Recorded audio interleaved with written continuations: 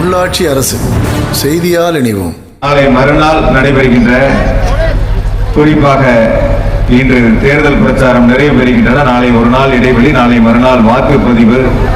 நாம் கழகத்தினுடைய தலைவர், தமிழ்நாட்டினுடைய முதலமைச்சர் மாண்புமிகு தளபதியுடைய நல்லாசியோடும், கழகத்தினுடைய இளைஞரணி செயலர் மாண்புமிகு துணை முதலமைச்சருடைய வாழ்த்துக்களோடும், மதசார்பற்ற முற்போக்கு கூட்டணி கட்சிகளுடைய ஆதரவோடும் கோவை தெற்கு தொகுதியில் போட்டியிடுகின்ற எனக்கு உதயசூரியன் சின்னத்தில் வாக்களித்து ஒரு மகத்தான வெற்றியை உருவாக்கி தாருங்கள் என்ற வேண்டுகோளை உங்கள் அனைவரிடத்திலும் அன்போடு வைத்து இங்கு பேசிய தலைவர் பெருமக்கள் பல்வேறு கருத்துக்களை சுட்டிக்காட்டி உரையாற்றி இருக்கின்றார்கள்.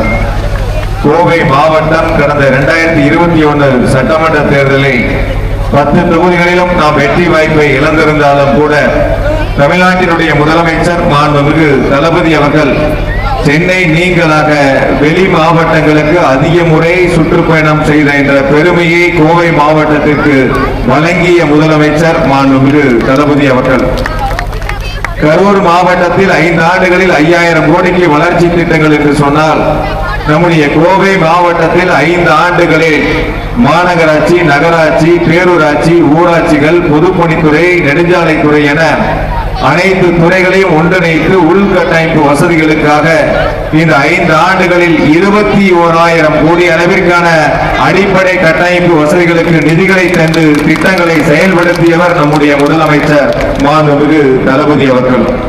இந்த திட்டங்களோடு சேர்த்து பல்வேறு சிறப்பு திட்டங்களை முதலமைச்சர் அவர்கள் நிறைவேற்றி தந்திருக்கிறார்கள். குறிப்பாக செம்மொழி பூங்கா கோவை தெற்கு தொகுதியினுடைய அடையாளமாக அடிக்கல் நாட்டி பணிகளை முடித்து பொதுமக்களுடைய பயன்பாட்டிற்கு திறந்து வைத்தவர் நம்முடைய முதலமைச்சர் மாண்புமிகு தளபதி அவர்கள். அதோடு சேர்த்து அவினாசி சாலையில் GT நாயுடு மேம்பாலம் 1791 கோடி ரூபாய் மதிப்பீட்டில் கட்டி முடித்து பொதுமக்களுடைய பயன்பாட்டிற்கு அந்த 10 கிலோமீட்டர் நீளம் கொண்ட மேம்பாலத்தை திறந்து வைத்திருப்போர் நம்முடைய முதலமைச்சர் மாண்புமிகு தளபதி அவர்கள். கோவை விமான நிலையத்தினுடைய விரிவாக்கம் தேவை என தொழில் முனைவர்கள் பல நேரங்களில் கோரிக்கை வைத்த பொழுதும் கடந்த ஆட்சியில் நிறைவேற்றப்படாத விமான நிலையத்தினுடைய விரிவாக்கத்திற்கான நிலம் எடுக்கக்கூடிய பணிகளுக்கு 1352 கோடி ரூபாய் நிதிகளை கொடுத்து அந்த பணிகளை நிறைவு செய்து நிலத்தை ஒப்படைத்திருப்பவர் நம்முடைய முதலமைச்சர் மாண்புமிகு தளபதி அவர்கள். போட்டித் தேர்வுக்கு தயாராகக்கூடிய இளைஞர்கள், இளம்பெண்கள் படிப்பதற்கு வசதியாக 300 கோடி ரூபாய் மதிப்பீட்டில் பெரியார் அறிவுலகத்தை கட்டி இருக்கக்கூடிய தலைவர் நம்முடைய முதலமைச்சர் மாண்புமிகு தளபதி அவர்கள். இப்படியான சிறப்பு திட்டங்களோடு சேர்த்து மேற்கு புறவழிச்சாலையை 250 கோடி ரூபாய் மதிப்பீட்டிலே முடித்து மக்களுடைய பயன்பாட்டிற்கு தந்தவர் நம்முடைய முதலமைச்சர் மாண்புமிகு தளபதி அவர்கள். இந்த வளர்ச்சி திட்டங்களோடு கோவை மாநகராட்சியில் 5 ஆண்டுகளில் 8700 கோடி ரூபாய் மதிப்பிலான அடிப்படை வசதிகளை செய்யக்கூடிய தார் சாலை வசதிகள் உள்ளிட்ட பணிகளுக்கு நிதிகளை தந்து 1700 கிலோமீட்டர் அளவிற்கு கோவை மாநகராட்சியில் தார் சாலைகளை அமைத்து தந்த முதலமைச்சர் மாண்புமிகு தளபதி என்பதை நாம் ஒரு கணம் நினைத்து பார்த்திட வேண்டும். இந்த திட்டங்களெல்லாம் செயல்படுத்தக்கூடிய ஒரு வாய்ப்பை கோவையினுடைய பொறுப்பு அமைச்சராக நியமித்து இந்த பணிகளை முன்னெடுக்கக்கூடிய வாய்ப்பை தந்தார் நம்முடைய முதலமைச்சர் மாண்புமிகு தளபதி அவர்கள். அந்த வாய்ப்பு கிடைக்க பெற்றவுடன் கோவை மாவட்டத்தில் 150 இடங்களில், கோவை மாநகராட்சியில் 100 இடங்கள், நகராட்சி பேரூராட்சிகள் என 50 இடங்கள் என 150 இடங்களில் மக்களை நேரடியாக சென்று சந்தித்து 1,41,000 மனுக்களை பெற்று முதலமைச்சர்களே கோவைக்கு வருகை தந்து அந்த மனுக்கள் மீது தீர்வு கண்டு அரசுடைய உத்தரவுகளை அந்த பொதுமக்களுடைய கரங்களில் வழங்கியவர் மாண்புமிகு முதலமைச்சர் தளபதி என்பதை நாம் இந்த நேரத்தில் ஒரு கணம் நினைத்து பார்த்திட வேண்டும். இப்படிப்பட்ட திட்டங்களோடு சேர்த்து இன்னும் நம்முடைய கோவை மாவட்டம் வளர்ச்சி பெற வேண்டும், கோவை தெற்கு தொகுதி வளர்ச்சி பெற வேண்டும் என்ற சீரிய நோக்கத்தோடு இன்று காலையிலே தேர்தல் வாக்குறுதிகளை பத்திரிகையாளர் சந்திப்பிலே மதியம் அறிவித்திருக்கின்றோம். குறிப்பாக கோவை மாவட்டத்தினுடைய வளர்ச்சி என்று சொன்னால் வரக்கூடிய 5 ஆண்டுகளில் 1,00,000 கோடி அளவிற்கான வளர்ச்சி திட்டங்களை கோவை மாவட்டத்தில் கொண்டு வந்து சேர்க்க அயராது பாடுபடுவோம் என்ற உறுதியை இந்த நேரத்தில் உங்களோடு நான் பகிர்ந்து கொள்கின்றேன்.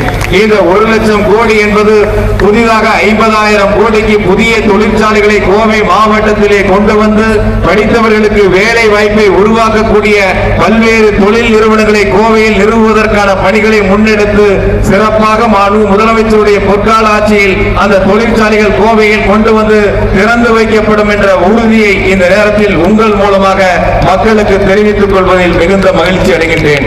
50,000 கோடி புதிய தொழிற்சாலைகள் என்று சொன்னால் அடுத்து 50,000 கோடி மாநகராட்சி, நகராட்சி, பேரூராட்சி, ஊராட்சிகள் என அனைத்து பகுதிகளிலும் அடிப்படை கட்டமைப்பு வசதிகளை மேம்படுத்துவதற்காக மாண்புமிகு முதலமைச்சரிடத்திலே கேட்டு பெற்று அந்த திட்டங்களை கோவை மாவட்டத்தில் செயல்படுத்த உறுதி ஏற்போம் என்ற இந்த நிகழ்வின் வாயிலாக அன்போடு உங்களிடத்திலே நான் பகிர்ந்து கொள்கின்றேன். இந்த 1,00,000 கோடி இலக்கிலே குறிப்பாக ஒன்றிய அரசு கோவை மாநகரத்திற்கு தர வேண்டிய மெட்ரோ ரயில் திட்டங்களுக்கான அனுமதியை மறுத்திருந்த பொழுதும் கூட முதலமைச்சருடைய பொற்கால ஆட்சியில் நாடாளுமன்ற உறுப்பினர்கள் முதலமைச்சர்கள் ஒன்றிய அரசுக்கு அழுத்தம் கொடுத்து கோவையில் மெட்ரோ ரயில் திட்டத்தை செயல்படுத்துவதற்கான நடவடிக்கை மேற்கொள்ளப்படும் என்ற உறுதியை உங்களுக்கு அன்போடு நான் தெரிவித்துக் கொள்கின்றேன். அதேபோல அனைத்து பேருந்து நிலையங்களும் மாநகர பகுதியில் இருப்பதை வளர்ந்து வருகின்ற கோவை மாநகராட்சி கோவை மாநகரத்தினுடைய வளர்ச்சியை கருத்திலே கொண்டு புறநகர் பகுதியில் ஒருங்கிணைந்த புதிய பேருந்து நிலையம் அமைப்பதற்கான நடவடிக்கைகள் மேற்கொள்ளப்படும் என்ற உறுதியை உங்களுக்கு நான் அன்போடு தெரிவித்துக் கொள்கிறேன். இப்படிப்பட்ட பல்வேறு வாக்குறுதிகளை இன்று ஏறத்தாழ 26 வாக்குறுதிகள் DMK 26 என்ற தலைப்பிலே கோவை மாவட்டத்திற்கு 5 ஆண்டுகளில் 1,00,000 கோடி இலக்கு என்பதை மையமாக வைத்து வழங்கப்பட்டிருக்கின்றன. இவை எல்லாம் முன்னெடுப்பதற்கு காரணம் தொழில் முனைவோர்களை கடந்த 20 நாட்களுக்கு மேலாக சந்தித்து அவருடைய கருத்துக்களை எல்லாம் முழுமையாக கேட்டு இங்க இருக்கக்கூடிய வணிக பெருமக்களை சந்தித்து அவருடைய கருத்துக்களை எல்லாம் முழுமையாக கேட்டு இந்த ஒருங்கிணைந்த தேர்தல் வாக்குறுதியை நாம் தயாரித்து மக்களுக்கு வழங்கி இருக்கிறோம் என்பதை இந்த நேரத்தில் நான் பெருமையோடு சொல்லி கோவை தெற்கு தொகுதியை பொறுத்தவரை கோவையில் இருக்கக்கூடிய 10 சட்டமன்ற தொகுதிகளிலும் கோவை தெற்கு தொகுதி வளர்ச்சி அடைந்த தொகுதியாக மாற்றிட உங்கள் மூலமாக நான் இந்த நேரத்தில் இறுதிக்கட்ட பிரச்சாரத்திலே உறுதி எடுத்துக் கொள்கிறேன் என்பதை மட்டும் உங்களோடு பகிர்ந்து கொள்கின்றேன். அதற்கு காரணம் நான் இன்று காலை சந்திக்கின்ற பொழுது ஒரு தொழில் முனைவரிடத்திலே சொன்னேன், நிச்சயமாக உங்கள் ஆதரவோடு வெற்றி பெற்று கோவை தெற்கு தொகுதியை ஒரு குட்டி ஜப்பானை போல தரம் உயர்த்துவதற்கான அனைத்து நடவடிக்கைகளும் நிச்சயமாக மேற்கொள்ளப்படும் என்ற உறுதியை அவரிடத்திலே சொன்னேன். அவர் கேட்டார், அவ்வளவு நம்பிக்கையா உங்களுக்கு என்று. நம்பிக்கை எனக்கு இல்லை. நான் முதலமைச்சர் மாண்புமிகு தளபதி அவர்கள் மீது வைத்திருக்கக்கூடிய நம்பிக்கை, என் தொகுதி மக்கள் முதலமைச்சர் தளபதி அவர்கள் மீது இருக்கக்கூடிய நம்பிக்கை, அந்த நம்பிக்கையின் மூலமாக முதலமைச்சரிடத்திலே நிதிகளை கேட்டு பெற்று செயல்படுத்துவோம் என்ற உறுதி அவரிடத்திலே சொல்லி இருக்கின்றேன். ஆக 10 தொகுதியில் வளர்ச்சி பெற்ற தொகுதி கோவை தெற்கு தொகுதி என்று சொன்னால் கோவை தெற்கு தொகுதியிலே வீடுகள் இல்லாதவர்களுக்கு முதலமைச்சர்கள் தேர்தல் வாக்குறுதியை வழங்கியிருக்கக்கூடிய 5 ஆண்டுகளில் 10 லட்சம் வீடுகள் என்ற இலக்கிலே கோவை தெற்கு தொகுதியில் வீடுகள் இல்லாதவர்களுக்கு அந்த வீடுகளை பெற்றுத்தர முழு முயற்சிகள் எடுத்து அதற்கான ஆணைகளை உங்கள் கரங்களில் வழங்குவதற்கான பணிகளை முன்னின்று செய்வேன் என்ற உறுதியை உங்களுக்கு அன்போடு நான் தெரிவித்துக் கொள்கின்றேன். வீட்டு மனை பட்டா இல்லாதவர்களுக்கு நாங்கள் வாக்கு சேகரிக்க செல்லுகின்ற பொழுது பல்வேறு இடங்களிலே சுட்டிக்காட்டினார்கள், எங்களுக்கு வீட்டு மனை பட்டாக்கள் இல்லை, அதை நீங்கள் பெற்றுத்தர வேண்டும் என்று கேட்டார்கள். அதே நேரத்தில் அவர்களிடத்திலே உறுதியை சொல்லிவிட்டு வந்திருக்கின்றோம். 4ஆம் தேதி வாக்கு எண்ணிக்கை முடிந்து முத்துவேல் கருணாநிதி ஸ்டாலின் அவர்கள் முதலமைச்சராக ஆட்சி பொறுப்பு ஏற்றவுடன் வீட்டு மனை பட்டாக்களை வழங்குவதற்கு உரிய நடவடிக்கை எடுத்து நாங்களே உங்கள் பகுதிகளுக்கு வருகை தந்து அந்த வீட்டு மனை பட்டாக்களை உங்கள் கரங்களிலே ஒப்படைப்போம் என்ற உறுதியை உங்களுக்கு நான் அன்போடு தெரிவித்துக் கொள்கின்றேன். அதே போல பல்வேறு இடங்களிலே சாக்கடை வசதிகள் உள்ளிட்ட அடிப்படை வசதிகள் தேவை என்ற கோரிக்கையை முன்வைத்திருக்கின்றார்கள். சில இடங்களிலே சமுதாய கூடங்கள் வேண்டும் என்ற கோரிக்கையை முன்வைத்திருக்கின்றார்கள். சில பகுதிகளிலே பூங்காக்கள் வேண்டும் என்ற கோரிக்கையை முன்வைத்திருக்கின்றார்கள். இவை அனைத்தையும் ஒன்றாக நாங்கள் வார்டு வாரியாக ஒருங்கிணைத்திருக்கின்றோம். அந்த தேர்தல் வாக்குறுதியாக நாங்கள் எடுத்துக்கொண்டு ஆட்சி பொறுப்பேற்ற அனைத்தையும் ஓராண்டு காலத்திற்குள்ளாக நிறைவேற்றுவதற்கான அனைத்து நடவடிக்கைகளும் நிச்சயமாக மேற்கொள்ளப்படும் என்ற உறுதியை உங்களுக்கு நான் இந்த நேரத்தில் நான் அன்போடு தெரிவித்துக் கொள்கின்றேன். கோவை தெற்கு என்று சொன்னால் அது திராவிட முன்னேற்ற கழகத்தினுடைய கோட்டை, முதலமைச்சர் தளபதியுடைய கோட்டை என்பதை நிரூபிக்கக்கூடிய வகையில் இந்த தேர்தலில் ஒரு மகத்தான வெற்றியை உருவாக்கி தாருங்கள் என்ற வேண்டுகோளை இந்த நிகழ்வின் வாயிலாக உங்களிடத்தில் நான் அன்போடு வைத்துக் கொள்வதோடு மட்டுமல்லாது கோவை தொகுதி மக்களுக்காக உழைப்பதற்காக உங்களில் ஒருவனாக, உங்கள் இல்லத்தில் ஒருவனாக, உங்கள் சகோதரனாக, உங்கள் தம்பியாக, உங்கள் அண்ணனாக இருந்து நிச்சயம் பணியாற்றுவேன் என்ற உறுதியை இந்த நேரத்தில் பணிவோடு உங்களிடத்திலே நான் பகிர்ந்து கொள்கின்றேன். இந்த தேர்தல் வாக்குறுதிகளில் குறிப்பாக தனிப்பட்ட முறையில் சில மகளிரின் இடத்திலே பேசுகின்ற பொழுது எங்களுடைய கோவை தெற்கு தொகுதியில் இருக்கின்ற அடித்தட்டு மக்களுக்கு நீங்கள் ஏதேனும் ஒரு வகையிலே உதவிகளை செய்திட வேண்டும் என்று சொன்ன பொழுது நிச்சயமாக உங்கள் தம்பியாக, சகோதரனாக இருந்த அந்த பணிகளை செய்வேன் என்று சொன்ன பொழுது நீங்கள் என்ன திட்டங்களை உங்களால் செய்திட முடியும் என்று கேட்டார்கள். அவர்களுக்கு இந்த நேரத்தில் நான் உறுதியாக சொல்வது, கோவை தெற்கிலிருந்து உயர்கல்விக்கு கல்லூரி படிப்புக்கு செல்லுகின்ற மாணவ மாணவிகளுக்கு ஆண்டுக்கு 25,000 கல்வி உதவித்தொகை வழங்கப்படும் என்ற செய்தியை இந்த நேரத்தில் மகிழ்ச்சியாக தெரிவித்துக் கொள்கின்றேன். 1ஆம் வகுப்பு முதல் 12ஆம் வகுப்பு வரை படிக்கின்ற கோவை தெற்கு தொகுதியிலிருந்து பள்ளி படிப்புக்கு செல்லுகின்ற மாணவ மாணவிகள் குழந்தைகளுக்கு ஆண்டுக்கு 10,000 கல்வி உதவித்தொகை வழங்கப்படும் என்ற மகத்தான செய்தியை இந்த நேரத்தில் நான் உங்களோடு பகிர்ந்து கொள்கின்றேன். அது மட்டுமல்லாது கோவை தெற்கிலே மகளிருடைய முன்னேற்றத்திலே சிறப்பு கவனத்தை செலுத்தக்கூடிய வகையில் இலவசமாக தையல் பயிற்சி வகுப்புகள் தொடங்கி அவர்களுக்கு ஆண்டுதோறும் தையல் பயிற்சி வகுப்புகள் வழங்குவதோடு அந்த பயிற்சி வகுப்புகளை பங்கெடுத்து பயிற்சிகளை முடித்தவர்களுக்கு இலவசமாக தையல் மிஷின் வழங்கப்படும் என்ற உறுதியை உங்களுக்கு இந்த நேரத்தில் நான் அன்போடு தெரிவித்துக் கொள்கின்றேன்.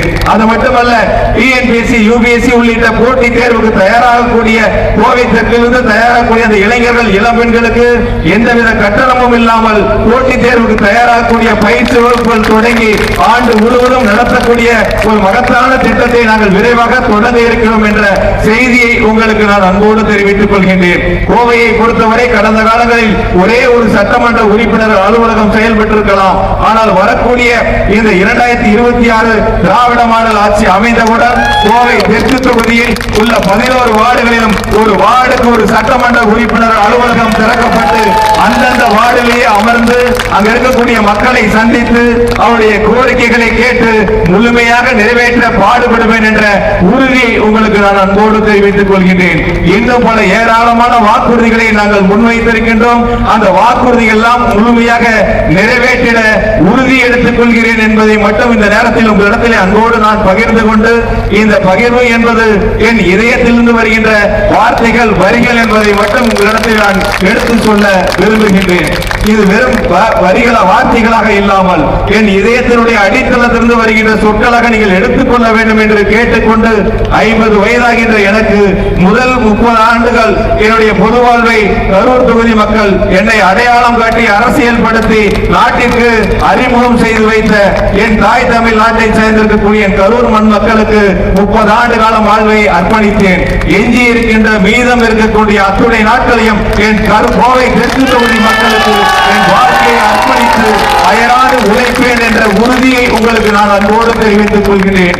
நீங்கள் வாக்களித்து நான் வெற்றி பெற்று நான் குடியிருக்கும் முகவரி கோவை தெற்கு தொகுதிக்கு உட்பட்ட முகவரியாக இருக்கும். உங்கள் குடும்பத்தில் ஒருவராக இருந்து உங்கள் தொகுதியில், குறிப்பாக நமது தொகுதியில் இருந்து உங்கள் கடமைகளை செய்வேன் என்பதை மட்டும் இந்த நேரத்தில் நான் உறுதி எடுத்துக் கொள்கின்றேன். கோவை தெற்கும் அதிக வாக்குகள் வித்தியாசத்தில் வெற்றி பெற வேண்டும். கோவை மாவட்டத்தில் கூடிய 10 அதிக வாக்குகள் வித்தியாசத்தில் திமுக தலைமையிலான மதசார்பற்ற முற்போக்கு கூட்டணி மகத்தான வெற்றி பெற வேண்டும் என்ற வேண்டுகோளை உங்களிடத்தில் அன்போடு வைத்து, குறிப்பாக 30 ஆண்டுகள் கரூர் மக்கள் என்னை அடையாளம் காட்டிய மக்களுக்கு உழைத்ததை போல அங்கு என்னை வளர்த்து ஆளாக்கி அடையாளப்படுத்தி கோவைக்கு அனுப்பி வைத்திருக்கிறார்கள். அங்கு வளர்ந்த இந்த மனதும் உடலும் கோவையில் உங்களோடு இருந்து பணியாற்றி கோவை தெற்கினுடைய வளர்ச்சிக்கு அயராது உழைப்பேன் என்ற உறுதியை மட்டும் உங்களுக்கு அன்போடு தெரிவித்துக் கொண்டு, இது இருக்கக்கூடிய நாட்கள், இருக்கக்கூடிய ஆண்டுகள், இருக்கக்கூடிய காலங்கள் என்பது கோவை மக்களுக்காக, கோவை தெற்கு தொகுதி மக்களுக்கான அத்துணை திட்டங்களையும் கொண்டு வந்து சேர்க்கக்கூடிய ஒரு சகோதரனாக உங்களிடையே பணியாற்றுவேன் என்ற உறுதியை மட்டும் உங்களுக்கு அன்போடு சொல்லி, இறுதியில் ஒரே ஒரு கருத்து, கோவை தொகுதியில் இருக்கக்கூடிய அத்துணை இல்லங்களுக்கும் நான் நேரில் வர வேண்டும், உங்களை சந்திக்க வேண்டும், உங்களோடு சேர்ந்து ஒரு புகைப்படம் எடுத்துக்கொள்ள வேண்டும் என்பது என்னுடைய ஆசை. தேர்தல் நேரத்தில் நாம் வாக்கு சேகரிக்கின்ற பொழுது குறுகிய நாட்கள் இருந்ததால் அந்த சந்திப்பை நம்மால் நிகழ்த்த முடியவில்லை.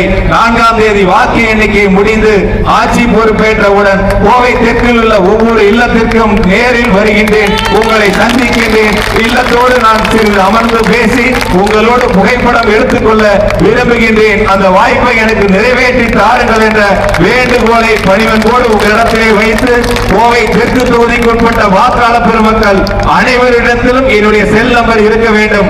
அவர்கள் செல் நம்பர் அனைத்தும் என்னிடத்திலே இருக்க வேண்டும். அவர்களுக்கு ஒரு தேவை என்றால் முதலில் தன் மகன் மகள் நினைவுக்கு வருவதற்கு முன்பாக செந்தில் பாலாஜி நமக்காக இருக்கிறார் என்ற சிந்தனை அவர்களுடைய மனதிலே வர வேண்டும். அவர்கள் அழைக்கக்கூடிய முதல் எண் என்னுடைய செல் நம்பராக இருக்க வேண்டும். எந்த நேரமாக இருந்தாலும் அவர்களுக்கு உழைப்பதற்கு நான் கடமைப்பட்டிருக்கிறேன் என்பதை மட்டும் இந்த நேரத்தில் நான் அன்போடு சொல்லி இந்த இடத்திற்கு என்னை அனுப்பி வைத்த மாண்புமிகு முதலமைச்சர் தளபதி அவர்களுக்கு இந்த நிகழ்வின் வாயிலாக கோடான கோடி நன்றி மலர்களை பணிவன்போடு சமர்ப்பித்து கரூரில் வெற்றி பெற்றாய், மக்களுக்கு பணியாற்றினாய், இப்பொழுது கோவைக்கு சென்று தேர்தல் களத்திலே நின்று வெற்றி பெற்று வா என்று வழி அனுப்பி வைத்திருக்கிறார் மாண்புமிகு முதலமைச்சர் அவர்கள்.